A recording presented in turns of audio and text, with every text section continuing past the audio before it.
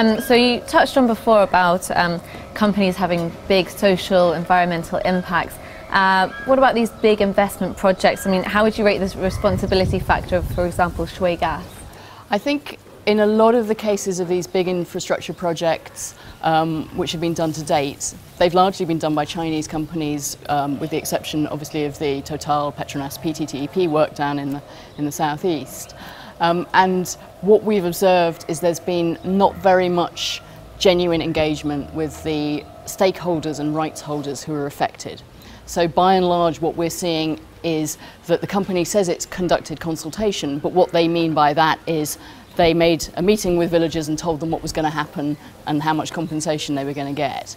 So what we would advise is there needs to be a much longer and more open and more listening, genuine consultation when you're doing a big infrastructure project like that.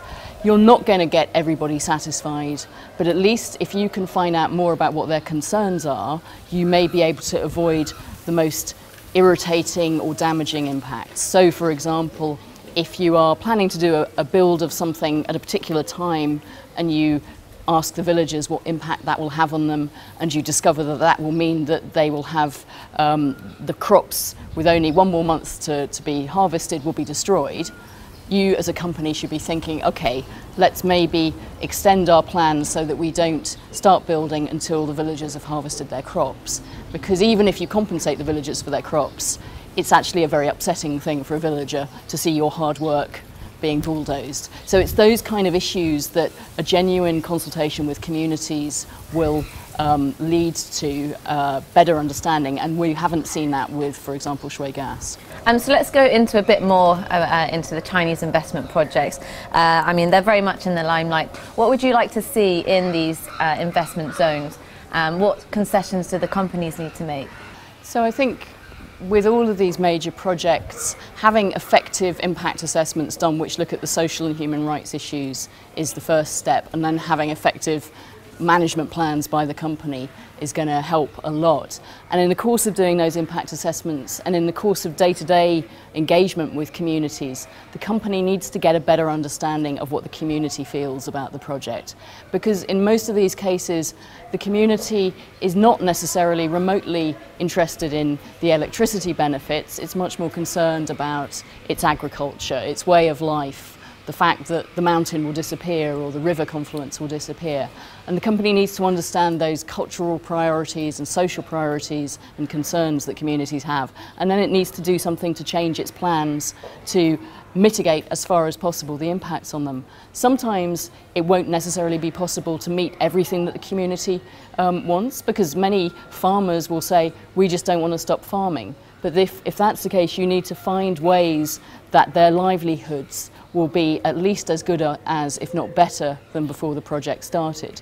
So in a case like the Lepidau mine, there has been a little bit of attempt to do that, but there's probably more that can be done to assist the farmers to continue farming, but to continue farming in a more productive way. And so some of the funding that the Lepidau project is now saying it's committed to supporting social projects is going to need to be used to support those kind of projects in a way which the farmers and villagers want them to be done. And that's a key point. The farmers, villagers, they need to have some sort of decision-making input into these kind of funds and projects. It can't be all done to them.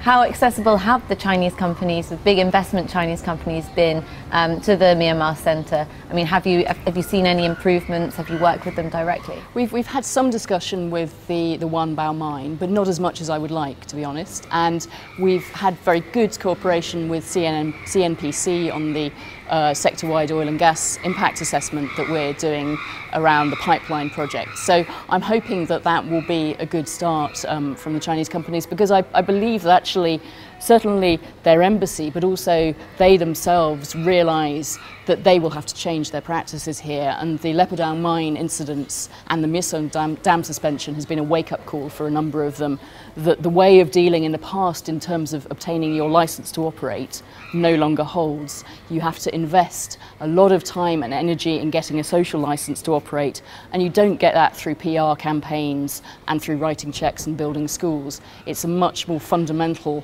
activities you need to do to understand and listen and then respond accordingly. I understand the oil and gas sector is one of the first areas you'll be looking in and conducting these sector-wide assessments. Could you tell me a little bit about what you found, sort of the state of the industry basically with regards to responsible business? So we're still at the stage of just having finished our field research. I think, as with all of the business sectors here, one of the key issues is around land and livelihoods and the degree to which businesses have impacted on that. We've looked at the pipeline area, including the Chaopu and Daewoo project offshore gas. We've been looking at the Central Burma Magway Division oil business, which has been going for many years, and we've also been looking down at the south in Kambao. It's probably too early to say what we found, and there is definitely a great variety of practice, and the fact that you've had Total here for many years bringing in international best practices has obviously had a good impact on the area down there, particularly in the last 10 years or so, when they've really raised their game after some sort of difficult times to start off with. Exactly. But we're seeing, for example, that if we meet people in Magway Division who have worked with Total, people from government, they have a completely different attitude to what we're talking about compared to those who've not been in there. So I think their presence has been positive in spreading best practice, and they've actively been trying to bring together oil companies to talk about issues like safety and about environmental protection and about working with communities. So mixed picture. Definitely some major negatives on land, including around the pipeline. What we're hoping is that through the impact assessments, we will be able to find the good and the bad, particularly for the companies who are coming in now offshore. We're about to hear an offshore licensing round be announced, and that will bring a whole number of new players into the market, some of whom I suspect will be at least as good as Total, and will certainly, from our conversations with them, be very, very careful to do all the sort of things I'm talking about around community engagement and understanding the risks that they face. Vicky, thanks for talking to me today. Thank you very much. Pleasure to talk to you.